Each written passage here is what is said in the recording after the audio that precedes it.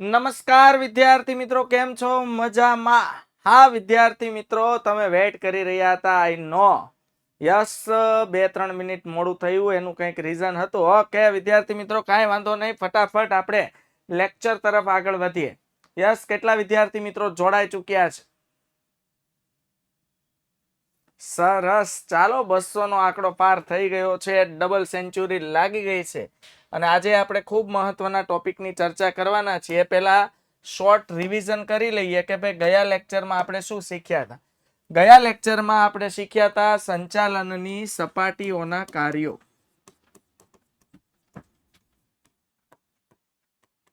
સંચાલનની સપાટીઓના કાર્યો.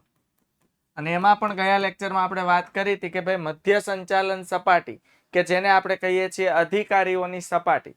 તો મધ્ય સંચાલન સપાટીઓના શું કાર્યો હતા, અને તળ એટલે કે નિમ્ન એટલે કે કાર્યકારી સપાટીઓના શું કાર્યો હતા. દરેક પ્રશ્ન 3 ગુણનો પૂછાય છે. ઉચ્ચ સંચાલન સપાટીના કાર્યો, મધ્ય સંચાલન સપાટીના કાર્યો અને તળ સંચાલન સપાટીના કાર્યો. ઓકે, ચાલો તો વિદ્યાર્થી મિત્રો, આજે આપણે ખાસ વાત કરવાના છીએ સંકલન. સંકલન એટલે એને કહેવાય બાળકો કોઓર્ડિનેશન.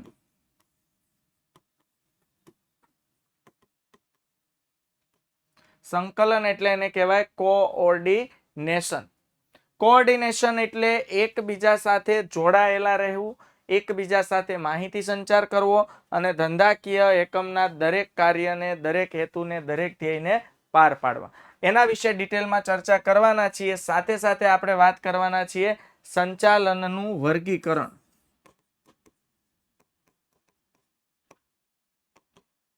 અલગ અલગ સંચાલન શાસ્ત્રીઓ સંચાલનનું વર્ગીકરણ કઈ રીતે કરે છે. અલગ અલગ સંચાલન શાસ્ત્રીઓ સંચાલનનું વર્ગીકરણ કઈ રીતે કરે છે, એના વિશે આપણે ચર્ચા કરીએ. ચાલો, સૌથી પહેલા આના વિશે જોઈએ, પછી આપણે સંકલન વિશે ડિટેલમાં ચર્ચા કરીશું. બાળકો, સંચાલનના કાર્યોનું વર્ગીકરણ જણાવે છે. જેમ કે કુંતજ અને ઓડોનલ સંચાલનના કાર્યોને 5 ભાગમાં વિભાજિત કરે છે. અચ્છા, આવા એમસીક્યુ પૂછાય છે. આમાંથી પહેલા તમને એ કહી દઉં કે ભાઈ કુંતજ અને ઓડોનલ સંચાલનના કાર્યોનું વર્ગીકરણ કેટલા ભાગમાં કરે છે? તો કેટલા ભાગમાં કરે છે બાળકો? 5 ભાગમાં. ત્યાર પછી આવે છે બાળકો હેનરી ફેયોલનું વર્ગીકરણ. તો હેનરી ફેયોલ કેટલા ભાગમાં વિભાજિત કરે છે? 5 ભાગમાં. ત્યારબાદ આવે છે પીટર એફ ડ્રકર. ખાસ વાંચવામાં ધ્યાન રાખજો, પીટર એફ ડ્રંકર નથી, પીટર એફ ડ્રકર છે. ઘણા આનું પ્રોનાઉન્સિએશન હરખું નથી કરતા, તો આ ભાઈની આ વાટ લાગી જાય છે બાળકો. એટલે ઉપર બેઠા બેઠા એ આપને કોશે એના કરતા એનું પ્રોનાઉન્સિએશન હરખું કરવાનું છે. બહુ વ્યવસ્થિત એજ્યુકેટેડ માણસ હતા, એ ડ્રકર હતા, ડ્રંકર નહોતા. ઓકે, ચાલો. તેને કેટલા ભાગમાં વિભાજિત કર્યું છે બાળકો? 3 ભાગમાં. પછી લ્યુથર ગ્યુલિક 6 ભાગમાં અને ડોક્ટર જ્યોર્જ આર ટેરી 4 ભાગમાં. ઓકે, ચાલો બાળકો, સંચાલનના કાર્યો. પહેલા તો તમને કહી દઉં, સંચાલનના મહત્વના કાર્યોમાં આવશે સૌથી પહેલું પગથિયું એટલે આયોજન. વ્યવસ્થા તંત્ર નંબર 2, કર્મચારી વ્યવસ્થા, દોરવણી અને અંકુશ. આ 5 મુખ્ય બાબતો છે. ઓકે, 5 મુખ્ય બાબતો છે. જેમ કે કુંતજ અને ઓડોનલે એનું જે વર્ગીકરણ કર્યું છે, જો આ આયોજન છે ને એ આપણું ચેપ્ટર નંબર 3 બનવાનું છે. વ્યવસ્થા તંત્ર ચેપ્ટર નંબર 4, કર્મચારી વ્યવસ્થા 5, દોરવણી 6 અને અંકુશ ચેપ્ટર નંબર 7. આ ટોટલ વિદ્યાર્થી મિત્રો 5 ટોપિક નહીં, 5 આખા ચેપ્ટર છે. એટલે અત્યારે તમારે એવો આગ્રહ બિલકુલ આમાં નથી રાખવાનો, સાહેબ આયોજન એટલે શું, સાહેબ વ્યવસ્થા તંત્ર એટલે શું? સર કર્મચારી વ્યવસ્થા એટલે શું? આના વિશે આપણે બહુ ડિટેલમાં ચર્ચા કરવાના છીએ, કારણ કે પોતે એક મોટા આખા ચેપ્ટર સમજાય છે. એમાં વિદ્યાર્થી મિત્રો 5મું અને 6થું ચેપ્ટર તો એવું છે કે જેમાંથી 5-5 ગુણના પ્રશ્નો પૂછાય છે. ક્લિયર? તો કુંતજ અને ઓડોનલ સંચાલનના કાર્યોને 5 ભાગમાં વિભાજિત કરે છે. યાદ રાખવાનું છે, આયોજન, વ્યવસ્થા તંત્ર, કર્મચારી વ્યવસ્થા, દોરવણી અને અંકુશ. કુંતજ અને ઓડોનલ કેટલા ભાગમાં વિભાજિત કરે છે બાળકો? 5 ભાગમાં. આયોજન, વ્યવસ્થા તંત્ર, કર્મચારી વ્યવસ્થા, દોરવણી અને અંકુશ. ત્યારબાદ આવે છે બાળકો હેનરી ફેયોલ. હેનરી ફેયોલ ટોટલ કેટલા ભાગમાં વિભાજિત કરે છે? 5. એમાં આવે છે આયોજન. બાળકો વ્યવસ્થા તંત્રને જ કહેવાય પ્રબંધ. યાદ રાખજો, પ્રબંધ એટલે શું થાય?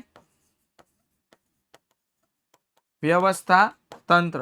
પછી હુકમ, સંકલન અને અંકુશ. તો એક વસ્તુ ચેન્જ થઈ છે, હુકમ, 2 વસ્તુ, હુકમ અને સંકલન. ઓકે. ત્યારબાદ બાળકો પીટર એફ ડ્રકર પોતે શું વર્ગીકરણ કરે છે કે ભાઈ 3 ભાગમાં વિભાજિત કરે છે સંચાલનના કાર્યોને. ધંધાનું સંચાલન, સંચાલકોનું સંચાલન. જોઈ લો, ધંધાનું સંચાલન અને ધંધાનું સંચાલન કરનાર જે સંચાલકો છે એ સંચાલકોનું પણ સંચાલન, અને કામદારો અને તેના કામનું સંચાલન. કામદારો જે છે તે કર્મચારીઓ એટલે કે કામદારો, અને તે જે કામ કરે છે તેમના કામનું મેનેજમેન્ટ કરવું. ઓકે. ત્યારબાદ લ્યુથર ગ્યુલિક. તો લ્યુથર ગ્યુલિક શું કહે છે? આયોજન, વ્યવસ્થા તંત્ર, કર્મચારી વ્યવસ્થા, દોરવણી. લ્યુથર ગ્યુલિકના વર્ગીકરણમાં ક્યાંય અંકુશ આવ્યું નથી. ત્યારબાદ સંકલન અને માહિતી પ્રેષણ. બાળકો સંકલનનો ટોપિક આજે જ આપણે અત્યારે હમણાં સમજવાના છીએ, અને સંકલન છે ને એ સંચાલનના કાર્યોના વર્ગીકરણનો મહત્વનો ભાગ છે. યાદ રાખજો, સંકલન સંચાલન કાર્યના વર્ગીકરણનો અતિ મહત્વનો ભાગ છે. અને સંકલન એટલે શું, કોઓર્ડિનેશન એટલે શું, એના વિશે હમણાં આપણે ખૂબ ડિટેલમાં ચર્ચા કરવાના છીએ. ઓકે. ત્યારબાદ ડોક્ટર જ્યોર્જ આર ટેરીનું વર્ગીકરણ શું કહે છે કે ભાઈ 4 ભાગમાં વિભાજિત કરે છે. આયોજન, વ્યવસ્થા તંત્ર. ડોક્ટર જ્યોર્જ આર ટેરી કર્મચારી વ્યવસ્થાને મહત્વ આપતા નથી. આનો મતલબ એવો થાય, કારણ કે એમને સંચાલનના કાર્યોના વર્ગીકરણમાં આયોજન લીધું, વ્યવસ્થા તંત્ર લીધું, દોરવણી લીધું, અંકુશ લીધું, પણ કર્મચારી વ્યવસ્થા લીધું નથી. ઓકે. હા, જો મેં હમણાં જ કીધું હતું ભાઈ તમે પ્રશ્નો આમાંથી ન પૂછતા, કારણ કે આ બધાના આખા ચેપ્ટર આવવાના છે. હું કહી રહ્યો છું, એટલે અત્યારથી જાણવાની કોઈ કોશિશ આપણે આમાં કરવાની નથી. પહેલા એ તમને કહી દો, પહેલું ચેપ્ટર છે ને સંચાલનનું સ્વરૂપ અને મહત્વ. ચેપ્ટરનું નામ જ છે સંચાલનનું સ્વરૂપ. એટલે પહેલા ચેપ્ટરમાં માત્ર ને માત્ર સંચાલનનું સ્વરૂપ કેવું હોય, એમાં કઈ કઈ બાબતોનો સમાવેશ થાય, આ બાબતોની જાણકારી માટે ચેપ્ટર આપ્યું છે. એ દરેક બાબતો ડિટેલમાં સમજવા માટે આખા ચેપ્ટર છે. સમજાય છે? કહેવાનો મારો મતલબ શું છે કે કોઈ એમ પૂછે સર દોરવણી એટલે શું, જો એનું આખું ચેપ્ટર આવશે, ચેપ્ટર નંબર 6. ટેન્શન લ્યોમાં આખા ચેપ્ટરમાં દોરવણી વિશે ચર્ચા કરવાની છે. ઓકે. એટલે અત્યારે હું તમને સિમ્પલ એમ કહી દઉં ભાઈ દોરવણી, એમ કહી દઉં ભાઈ દોરવણી એટલે શું કે આજે એક ધંધાકીય એકમમાં જે કર્મચારીઓ કામ કરે છે, તો એ કોઈ પણ કાર્યમાં અટવાતા હોય, મૂંઝાતા હોય, કાર્ય વ્યવસ્થિત નથી થતું, તો એને માર્ગદર્શન આપવું એટલે દોરવણી. દિશા સૂચન કરવું એટલે દોરવણી. એને દોરી જવા આગળ, કે કર્મચારીઓ પોતે જે જગ્યાએ કામ કરે છે તે કામમાં અગવડતા પડે ત્યાં અટકી ન જવો જોઈએ. આપણે એને એવું માર્ગદર્શન આપશું જેથી કર્મચારી આગળ કામ કરવા માટે પ્રેરાશે. સમજાય છે? તો એ ડિટેલમાં આપણે એની ચર્ચા કરવાના છે. અત્યારે તો ખાલી આટલું જ યાદ રાખવાનું છે. 1 માર્ક્સનો પ્રશ્ન પૂછાય કે ભાઈ કુંતજ અને ઓડોનલનું સંચાલનનું વર્ગીકરણ કેટલા ભાગમાં વિભાજિત છે? 5. હેનરી ફેયોલ કેટલા ભાગમાં વિભાજિત છે? 5. પીટર એફ ડ્રકર કેટલા ભાગમાં વિભાજિત છે? 3. લ્યુથર ગ્યુલિકનું વર્ગીકરણ બાળકો 6. અને doctor George R Terry 4. Okay. તો ખાસ ધ્યાન રાખવાનું છે 55-36-4 નો રેશિયો બનવાનો છે, જેમાં કુંતજ અને ઓડોનલ 5, હેનરી ફેયોલ 5. આવી રીતે જૂથમાં યાદ રાખજો બાળકો. જો આમ કુંતજ ઓડોનલ અને હેનરી ફેયોલ. પછી 36 માં જુઓ 3 દુ 6 એટલે ડબલ થઈ જશે. ઓકે, તો 3 કોના છે? Peter F Drucker. આ એને વ્યવસ્થિત ધ્યાન નહીં આપ્યું હોય એટલે ઓકે, કાંઈ વાંધો નહીં. તો પીટર એફ ડ્રકર. ઓકે, અને આના કેટલા છે બાળકો? હા 7 છે. એમાં છેલ્લું કયું છે? દેખાતું નથી, જુઓ તો.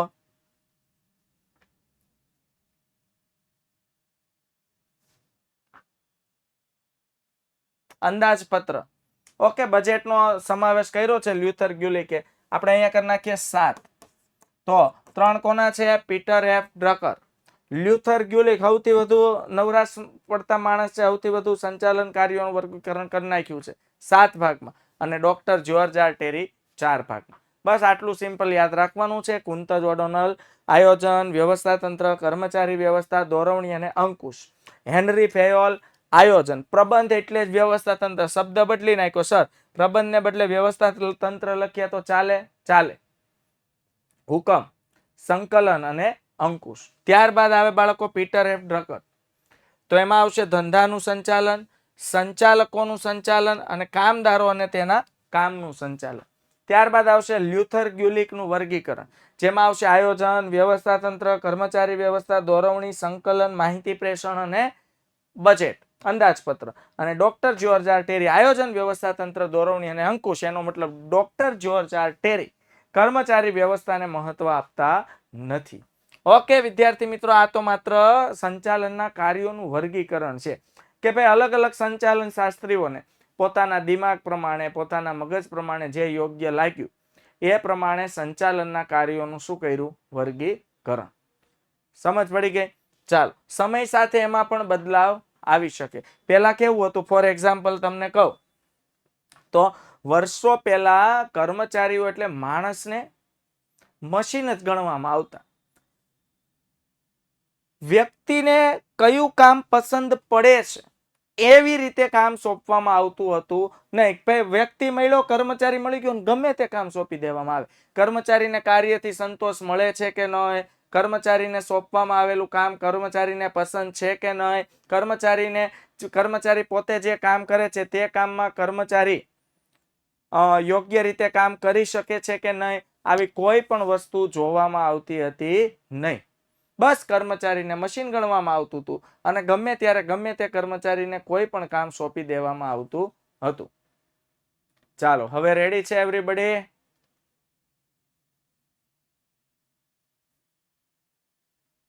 All done? સરસ, ચાલો, વેરી ગુડ. ચાલો, તો હવે આગળ વધીએ સંકલન તરફ. ચાલો, પહેલા એની વ્યાખ્યા સમજીએ, પછી 2-4 તમને ઉદાહરણ આપું અને પછી એના લક્ષણો તરફ આગળ વધીએ. વ્યાખ્યા અહીંયા મોઢે કરવાની છે બાળકો. એકમના જુદા જુદા વિભાગોમાં કર્મચારીઓ દ્વારા જુદા જુદા જે કાર્યો થાય છે તેમની વચ્ચે એક સૂત્રતા કે સુમેળ સાધવાના કાર્યને સંકલન કહે છે. એક સૂત્રતા કે સુમેળ સાધવાના કાર્યને શું કહે છે? સંકલન.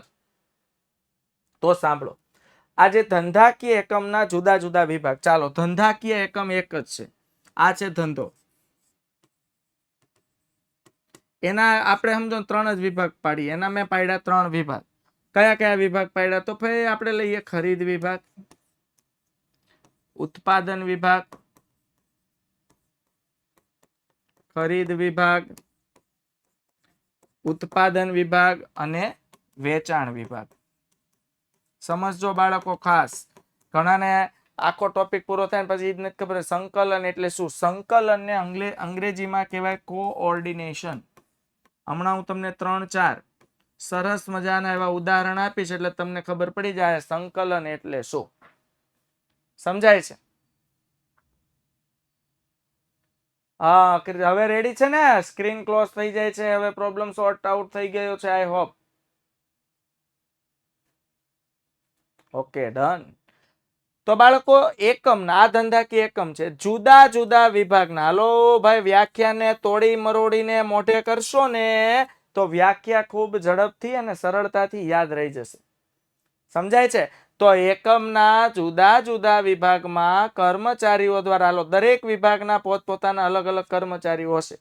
કર્મચારીઓના બધાના અલગ અલગ કામો હશે. તો કર્મચારીઓ દ્વારા જે જુદા જુદા કાર્યો થાય છે તેમની વચ્ચે એક સૂત્રતા, એનો મતલબ ખરીદ વિભાગના કર્મચારી, ઉત્પાદન વિભાગના કર્મચારી અને વેચાણ વિભાગના કર્મચારી, બોલો બધાનું કામ જુદું જુદું છે, છતાં દરેક વચ્ચે એક સૂત્રતા અને સુમેળ સાધવાના કાર્યને સંકલન કહે છે. એક સૂત્રતા એટલે એક સરખું પેરેલલ, અને સુમેળ સાધવું એટલે સમજી વિચારીને એકબીજા સાથે કમ્યુનિકેશન એટલે કે વાતચીત કરીને કાર્યને આગળ વધારવું, એને કહેવાય સંકલન.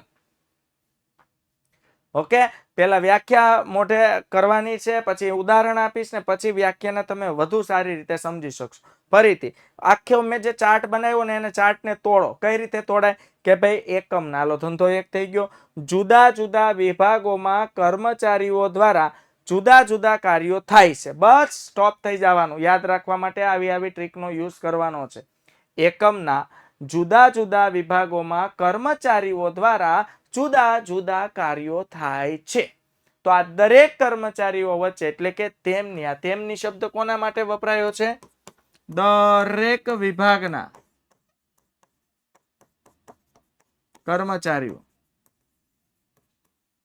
તો દરેક કર્મચારીઓ એટલે કે તેમની વચ્ચે એક સૂત્રતા કે સુમેળ સાધવાના કાર્યને સંકલન કહે છે. એક સૂત્રતા કે સુમેળ સાધવાના કાર્યને શું કહે છે?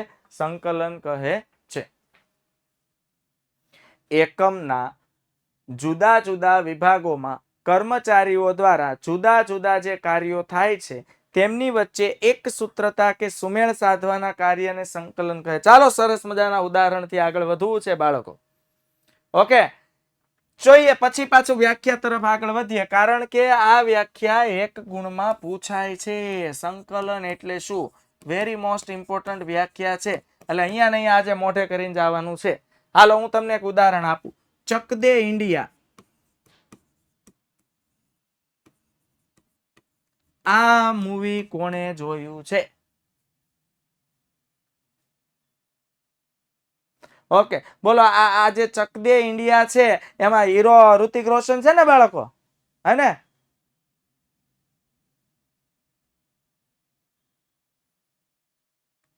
તો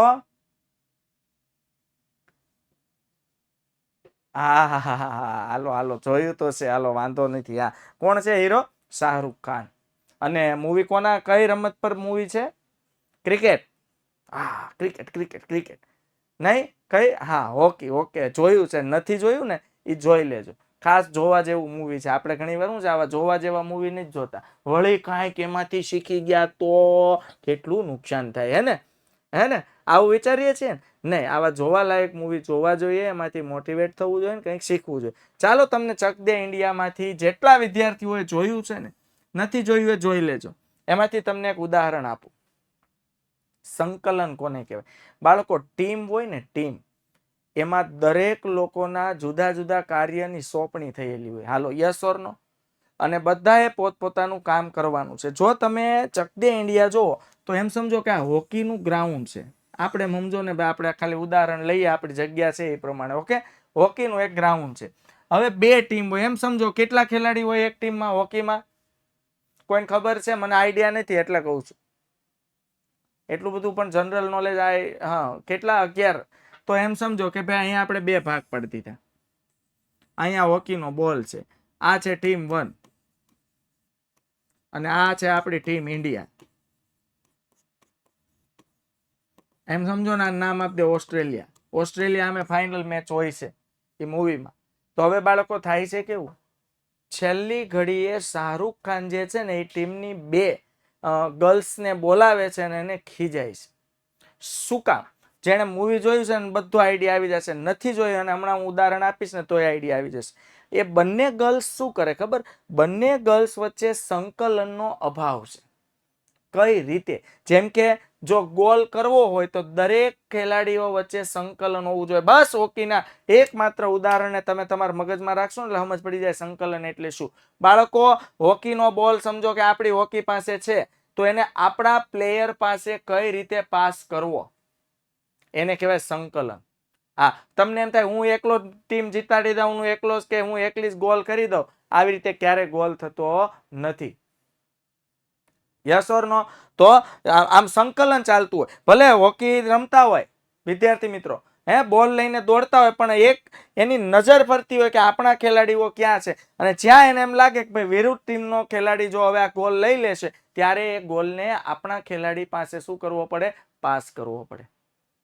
તો આ મૂવીમાં એવું થાય છે કે બે ગર્લ્સ હોય છે જે ખૂબ જ હોનહાર હોય છે, ગોલ કરવામાં પાવરફુલ, પણ બંને ગર્લ્સને પોતાનો ઈગો હોય છે, ગોલ તો હું જ કરીશ, બીજી એમ કે ગોલ્સ તો હું જ કરીશ. તો આ બંને પાછી કેવી, બીજાને ગોલ પાસ કરે, પણ બંને એકબીજાને ગોલ પાસ કરે નહીં.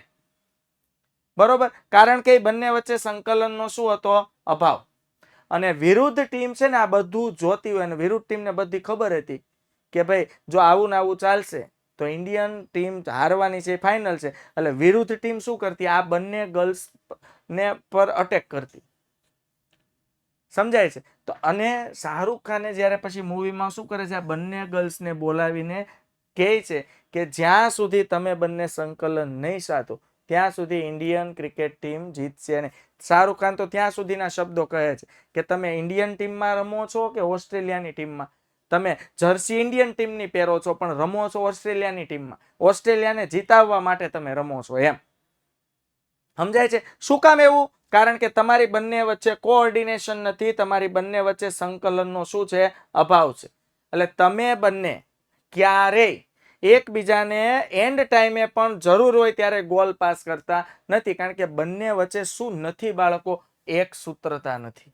એટલે બંને એક સરખું વિચારતા નથી. શું નથી વિચારતા? બંને એવું વિચારે મારે ગોલ કરો, ઓલી એમ કે મારે ગોલ કરો, પણ બંને ખરેખર વિચારવાનું શું છે? ગોલ મારે નહીં, બંને ગોલ ઇન્ડિયા માટે કરવાનો છે, એટલે કે ચોક્કસ હેતુ માટે કરવાનો છે. સમજાય છે? બંને વચ્ચે સુમેળ નથી, એટલે બંને વચ્ચે મેળ નથી. સમજાય છે વિદ્યાર્થી મિત્રો? ઓકે, એવી જ રીતે તમે ક્રિકેટનું ઉદાહરણ લઈ લો.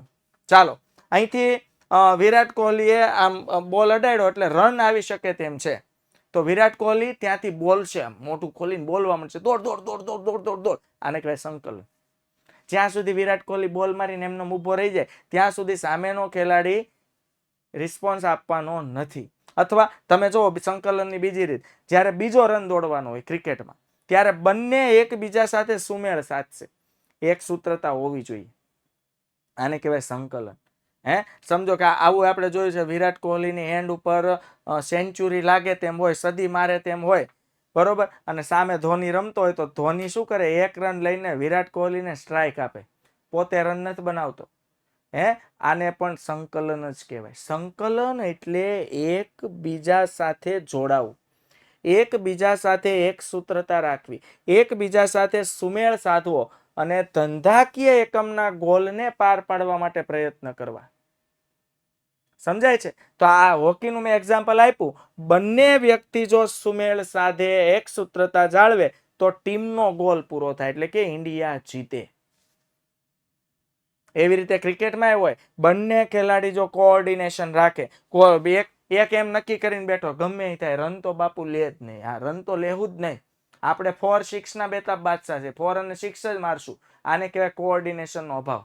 તમારામાં હાથ હોનાની 4-6 મારવાની કેપેસિટી હોય છતાં જ્યાં રન આવતો હોય ત્યાં રન લેવો પડે, તો જ તમે ધંધાકીય એકમના ગોલ પાર પાડી શકો. કહેવાનો મારો મતલબ છે તો જ ઇન્ડિયન ક્રિકેટ ટીમ જીતી શકે.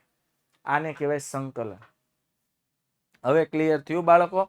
તો સિમ્પલ ભાષામાં મેં તમને સમજાવ્યું કે સંકલન એટલે શું. સંકલન આને કહેવાય બાળકો.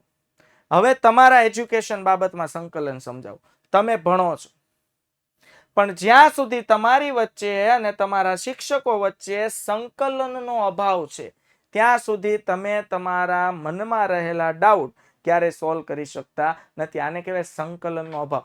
એક સૂત્રતા કોને કહેવાય? ચાલો, તમારો ધ્યેય છે પ્રોપર ટકાવારી લાવવાનો. ચાલો, તમે ભણી રહ્યા છો, તમને જ્યાં ડાઉટ છે ત્યાં તમારે શિક્ષક સાથે કોઓર્ડિનેટ થવું પડે. કોઓર્ડિનેટ થવું પડે એટલે સંકલન સાધવું પડે. સર મને આ સમજાતું નથી, તો સર તમને સમજાવશે. સમજ પડે છે? અથવા તમને જ્યાં તકલીફ છે, તમને વાંચવામાં જ્યાં પ્રોબ્લેમ આવે છે, મુદ્દા યાદ નથી રહેતા, તો તમે XYZ ટીચરને વાત કરશો તો એનું સોલ્યુશન આવશે. આને કહેવાય એક સૂત્રતા જાળવવી કે સુમેળ સાધવું. આને કહેવાય બાળકો સંકલન. સમજાય છે? ક્લિયર થાય છે? ઓકે, તો ખાસ તમારે યાદ રાખવાનું છે, ટીમ હોકી ટીમ હોય કે ઇન્ડિયન ક્રિકેટ ટીમ હોય કે કોઈ પણ ધંધાકીય એકમની વાત કરીએ, તો હવે હું તમને ધંધાકીય એકમમાં સંકલન સમજાવું. ચાલો, ધંધાકીય એકમ વ્યાખ્યા પ્રમાણે આલી. બોલો, જુદા જુદા વિભાગમાં કામ કરતા કર્મચારીઓ છે. ઓકે, હવે આ ધંધાનું ઉદાહરણ સમજો. ચાલો, ખરીદ વિભાગનું કામ શું છે? વસ્તુ ખરીદવાની. તો ખરીદ વિભાગ કઈ વસ્તુ ખરીદશે એમ સમજો? કાચો માલ. પણ ક્યારે કાચો માલ ખરીદશે? જ્યારે એને ઉત્પાદન વિભાગમાંથી અપ્રુવલ આવશે. આ જે ઉત્પાદન વિભાગનો કર્મચારી છે, એ કાચા માલમાંથી તૈયાર માલમાં વસ્તુનું રૂપાંતર કરે છે. તો ઉત્પાદન વિભાગના અધિકારીને કાચા માલની જરૂર છે. ઉત્પાદન વિભાગ વાળો જ્યાં સુધી ખરીદ વિભાગ પાસેથી કાચો માલ નહીં મંગાવે, ત્યાં સુધી ખરીદ વિભાગ માર્કેટમાંથી કાચો માલ ખરીદશે નહીં. ખબર પડી ગઈ? તો હવે સમજો કે આ બંને વચ્ચે સંકલનનો અભાવ છે, ને સંકલનનો અભાવ હોય ને એટલે ધંધાકીય એકમ નિષ્ફળ જાય. ઉત્પાદન વિભાગ મનમાં એમ નક્કી કરીને બેઠો, હું ન પૂછું કે ખરીદ વિભાગને, ખરીદ વિભાગ વાળાએ મને માલ મોકલી જ દેવો પડે. એવું ન હોય. તમારો ગમે તેટલો મોટો વિભાગ હોય, ગમે તેટલા મોટા વિભાગના તમે હોદ્દેદાર હો, તમારે માલ જોઈએ છે તો ખરીદ વિભાગના અધિકારી સાથે, એટલે કે આ બંને અધિકારી એકબીજા સાથે સુમેળ સાધવો જોઈએ. બંને અધિકારીઓએ એકબીજા સાથે એક સૂત્રતા રાખવી જોઈએ. એક સૂત્રતા કેવી? કેટલીક વાર ઉત્પાદન વિભાગ વાળો પૂછે કે ભાઈ આ મહિને છે ને, એડવાન્સમાં કીધું, આ મહિને માર્કેટ બહુ તેજીમાં ચાલવાનું છે, તો કાચા માલની વ્યવસ્થા કરી રાખજે. તો બોલો, ખરીદ વિભાગ વાળો કાચા માલની વ્યવસ્થા કરી રાખે કે નહીં? ઓકે. અથવા ખરીદ વિભાગ વાળો પૂછે, ભાઈ કાચો માલ અત્યારે સસ્તો મળે છે.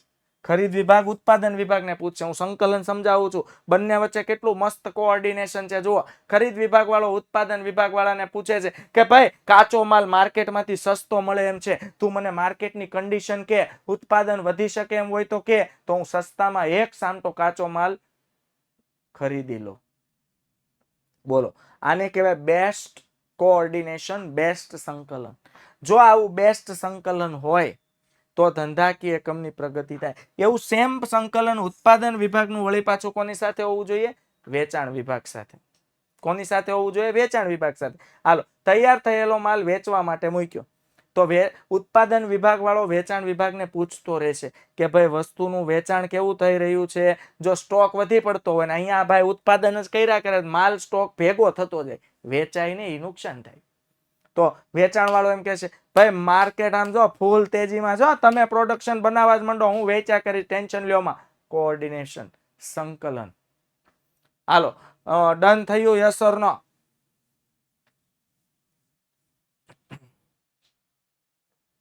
તો વિદ્યાર્થી મિત્રો, કેટલા મુદ્દા યાદ રાખવાના છે? એક તો ચક દે ઇન્ડિયા હોકી ટીમ, સંકલનના અભાવથી તમે તમારો ગોલ કરી શકતા નથી.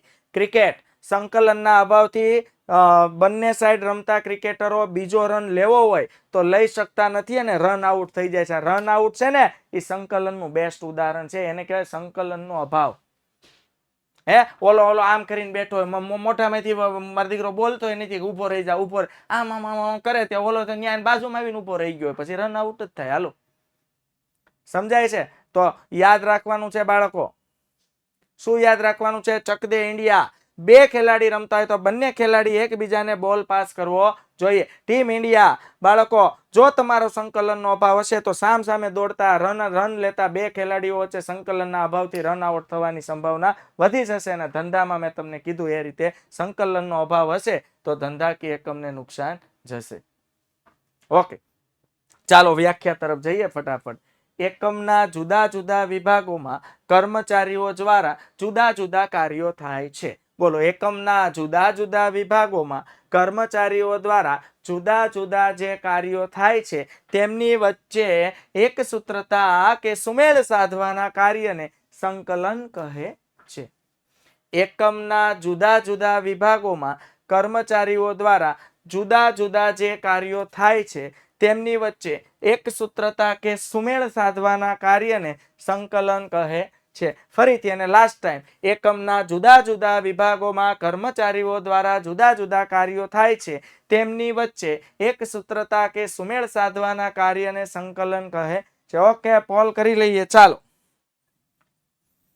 હા, પોલ કરી લઈએ. ભૂલાઈ જાય છે ભાઈ, અતિ અગત્યનો છે પોલ, પણ ભૂલાઈ જાય છે. જોકે તમે યાદ કરાવો છો, પણ હવે ભણવામાં પછી એમ થાય કે આડું ટાઈમ નહીં વધે તો એમ વિચારીને નથી કરતો, પણ મને દરરોજ યાદ કરાવવાનો છે. તમારે પોલ ફરજિયાત આપણે કરવાનો છે. ચાલો, મારો પહેલો પ્રશ્ન છે, બધું સમજાઈ રહ્યું છે?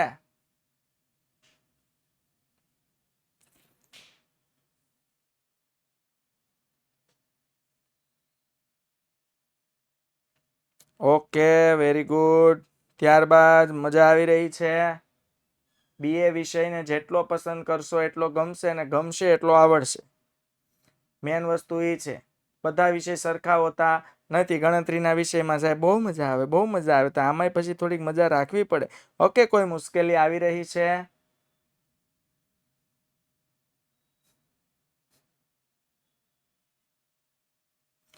વાંચવું છે, લખવું છે, તૈયારી કરવી છે, અને કોઈ મુશ્કેલી આવવાની નથી.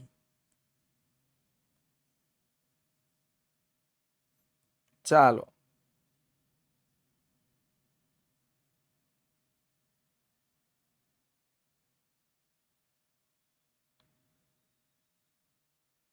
Okay, very good. ચાલો, હવે આગળ વધીએ. હાલો, એક પ્રશ્ન હજી પૂછી નાખીએ. આ પ્રશ્ન ક્યારે પૂછ્યો નથી, પણ આ આજે મને મેં કીધું લાઈને પૂછી જવું એમ.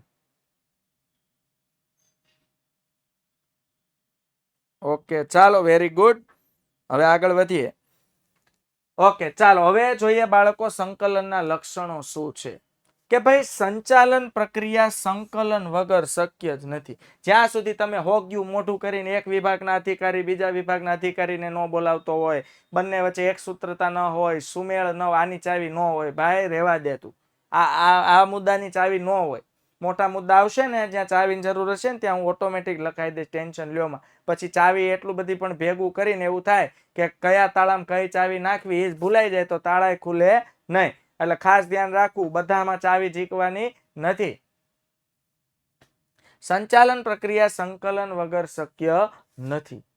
એટલે જ્યાં સુધી સંકલનનો અભાવ છે ત્યાં સુધી સંચાલન પ્રક્રિયા પ્રોપર થતી નથી. હાલો, કોઈ એમ પૂછે સંચાલનની દરેક સપાટીએ થતું કાર્ય. 1 માર્ક્સનો પ્રશ્ન છે, નોટ કરી લેજો બાળકો. અમુક 1 માર્ક્સના પ્રશ્ન હોય ને, તમે નોટબુક બનાવો ને હાસ્યા ઉપર, ટેરેસ ઉપર લખી દેવાય કે સંકલન એ સંચાલનની કઈ સપાટીએ થતું કાર્ય છે. તો એનો જવાબ છે સંકલન એ સંચાલનની દરેક સપાટીએ થતું કાર્ય છે. યાદ રાખજો. કઈ સપાટી? તો સંકલન ઉચ્ચ સપાટીએ પણ જોઈએ. ઉચ્ચ સપાટીએ સંચાલકો હોય, પણ સંચાલકોએ પણ કોઈ મહત્વના નિર્ણયો લેવા હોય તો બોલો એકબીજા સાથે એક સૂત્રતા સાધીને એકબીજા સાથે વાતચીત કરીને નિર્ણય લેવો પડે.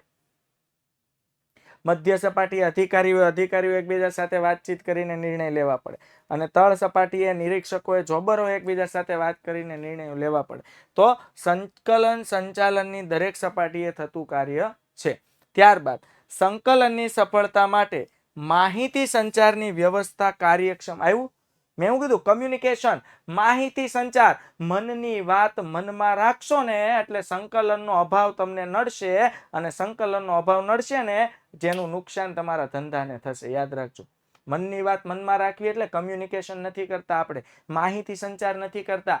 જ્યાં સુધી તમે તમારા વિભાગની માહિતી અન્ય વિભાગ સાથે શેર નથી કરતા, અન્ય વિભાગની માહિતી આપણી સાથે શેર નથી થતી, ત્યાં સુધી બંને વિભાગ એકબીજા સાથે સુમેળ સાધી શકતો નથી. અને બે જુદા જુદા વિભાગ વચ્ચે સુમેળ ન સધાય તો સંચાલન નબળું પડે. સંચાલન નબળું પડે એટલે ધંધો નબળો પડે. ક્લિયર? એટલે બોલો, સંકલનની સફળતા માટે માહિતી સંચારની વ્યવસ્થા કેવી હોવી જોઈએ? કાર્યક્ષમ હોવી જોઈએ. ત્યારબાદ સહકાર વગર સંકલન શક્ય નથી. સહકાર વગર સંકલન શક્ય નથી, યાદ રાખજો. સહકાર હોવો જોઈએ. એક વિભાગના અધિકારી બીજા વિભાગના અધિકારીઓને સપોર્ટિવ હોવા જોઈએ. સહકાર એને કહેવાય, સપોર્ટ કરવો. સમજાય છે? યસ ઓર નો? પછી સાધનોનો મહત્તમ ઉપયોગ સંકલન દ્વારા શક્ય બને છે.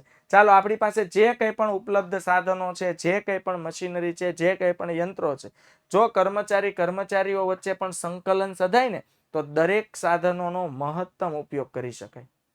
અને સાધનોનો મહત્તમ ઉપયોગ થાય તો ધંધાકીય એકમ જે કાર્યક્ષમતાથી કામ કરે છે એના કરતા વધુ સારી કાર્યક્ષમતાથી કામ કરશે. ઓકે, યાદ રાખજો બાળકો, સંકલન સંચાલનનો આત્મા સમાન છે. શરીરમાંથી આત્મા નીકળી જાય એટલે જડ બોડી વધે. જે કોઈ હલનચલન કરતું નથી અથવા એનું કોઈ કામ રહેતું નથી, એમ સંચાલનમાંથી જો સંકલન નીકળી જાય. હાલો, સિમ્પલ લોજિક તમે એ વિચારો. એઝ અ સ્ટુડન્ટ તમે છો, મારે તમારી પાસે કોઈ કામ કરાવવાનું છે. હું જ્યાં સુધી નહીં કહું ત્યાં સુધી તમે કરવાના નથી. એ તો 2-5% જેવા નીકળે કે હા સાહેબ અમારે 90-95% લાવવા છે. તમે નહીં પણ કયો, કદાચ આજે તમે સવાલ મોઢે કરવા આપવાનું ભૂલી પણ જશો ને તોય અમે તો કરશું, હે ને? હા, પણ બાકીના જે સાહેબ 98% સાહેબ તમે કહેશો તો કરશું, એમાં શંકાને કોઈ સ્થાન નથી. બાકી તમે નહીં કહો તો અમે ન પણ કરશું, એમાં પણ શંકાને કોઈ સ્થાન નથી. બરોબર ને? હા, એટલે સંકલન છે ને સંચાલનનો આત્મા છે. સંકલન વિના સંચાલન જડ થઈ જાય, કોઈ કાર્ય કરી શકતું નથી. મારે કોઈની પાસે કંઈક કામ કરાવું, જો સંચાલનનું કામ શું? અન્ય વ્યક્તિ પાસેથી કામ લેવાની કળા એટલે સંચાલન. વિચારો, અન્ય વ્યક્તિ પાસેથી કામ લેવાની કળા એટલે સંચાલન. હવે મારે અન્ય વ્યક્તિ પાસેથી કામ લેવું હોય તો હું આમ અદબ વાળીને ઉભો રહું તો અન્ય વ્યક્તિ પાસેથી કામ લઈ શકાય? યસ ઓર નો? નો.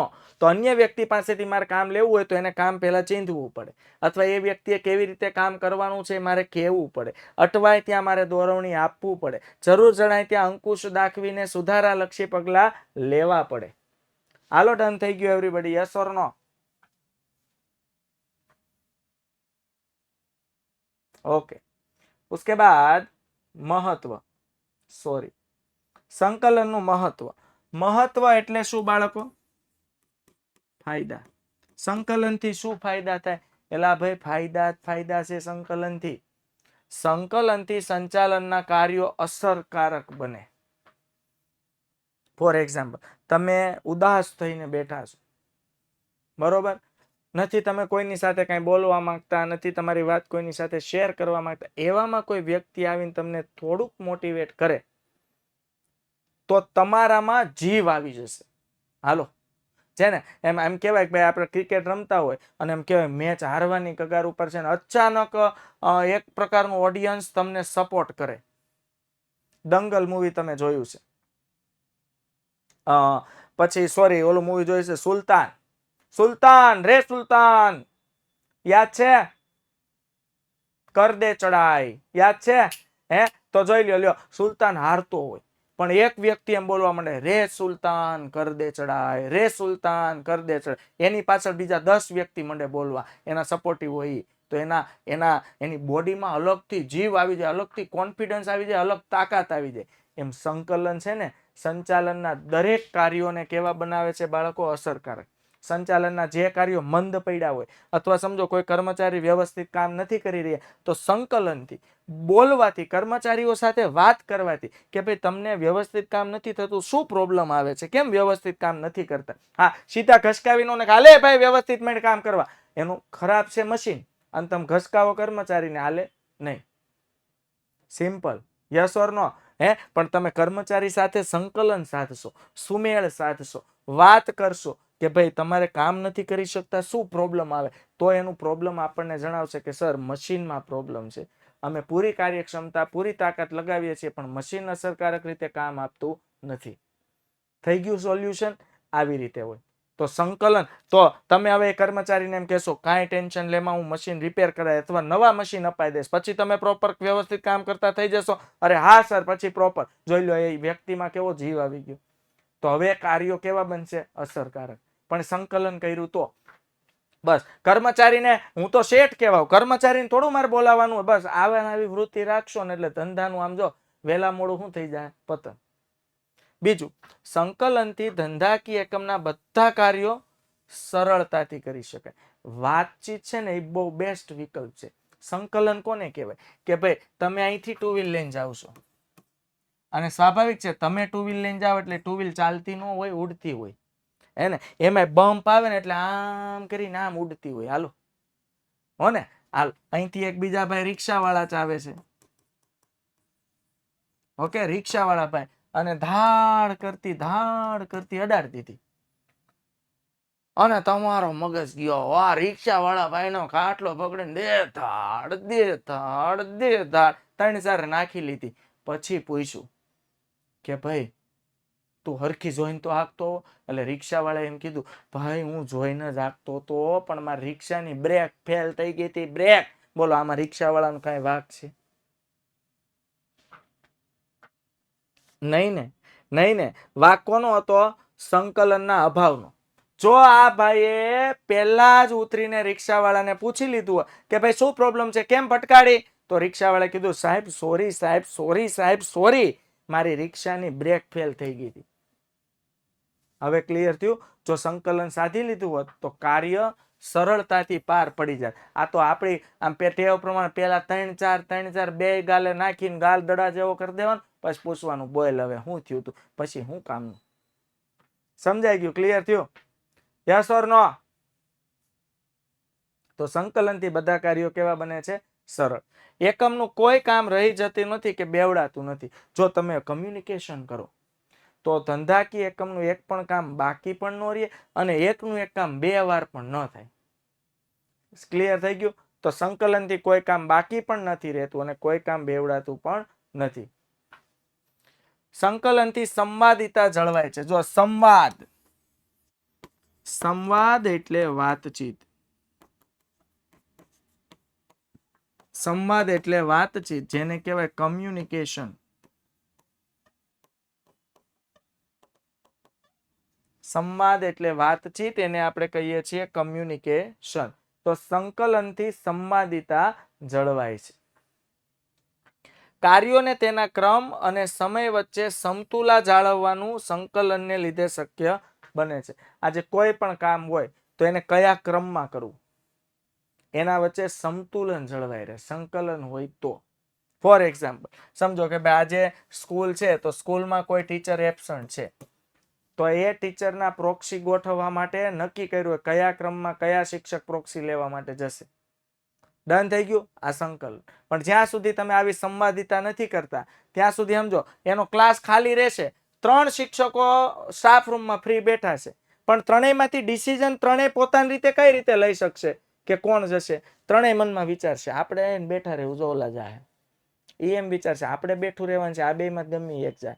ત્રીજો એમ વિચારશે આ બંનેમાં ગમે એક જાય, આપણે ઊભું થવાનું નથી. પણ જો સંવાદિતા જાળવીને કહી દીધું હોય ભાઈ પેલો 3 પ્રોક્સી છે એમાં પહેલામાં તમારે જવાનું છે, બીજામાં તમારે, ત્રીજામાં તમારે, પ્રોબ્લેમ સોલ્વ. તો કાર્યોને કયા ક્રમમાં અને સમય વચ્ચે જો સમતુલા જાળવવામાં આવે તો સંકલન શક્ય બને છે. અને જો તમારું સંકલન પ્રોપર હોય, સંકલન સંચાલનની દરેક સપાટીએ થાય છે અને પ્રોપર સંકલન હોય તો ધંધાકીય એકમના દરેક ધ્યેયને દરેક હેતુને પાર પાડી શકાય છે. ક્લિયર થાય છે વિદ્યાર્થી મિત્રો? યસ ઓર નો? તો આજે તમારા હોમવર્કમાં સરસ મજાનો આઈએમપી પ્રશ્ન છે 3 માર્ક્સનો. બાળકો એમ પૂછાય સંકલનનો અર્થ આપી. સંકલનનો અર્થ લખી તેના લક્ષણો સમજાવો. આમાં જેટલું છે એટલું જ લખવાનું છે. પહેલો પ્રશ્ન. બીજો પ્રશ્ન આવી રીતે પૂછાય કે ભાઈ સંકલનનો અર્થ લખી તેનું મહત્વ જણાવો. હાલો એવરીબડી, ક્લિયર થાય છે? યસ ઓર નો? કેટલા વિદ્યાર્થીઓને વ્યવસ્થિત સમજાઈ રહ્યું છે? આમ આપી દો કે હા સર મને વ્યવસ્થિત સમજાઈ રહ્યું છે. કોઈ પ્રોબ્લેમ નથી ને એવરીબડી? કેટલા વિદ્યાર્થીઓ જોડાયેલા છે છેલ્લે સુધી? સરસ, વેરી ગુડ. ઓકે, કાંઈ વાંધો નહીં વિદ્યાર્થી મિત્રો, ફરીથી આવતીકાલે મળવાના છીએ નવા ટોપિક સાથે. નવો ટોપિક તમને કહી દો ફટાફટ કે નવો ટોપિક આપણે લેવાનો છે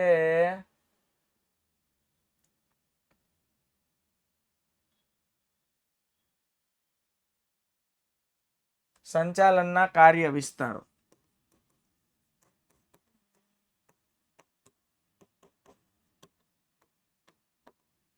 ઓકે, નવા ટોપિક સાથે ફરીથી આવતીકાલે મળશું. ત્યાં સુધી આવજો, bye bye, take care, C you, જય હિન્દ, ભારત માતા કી જય.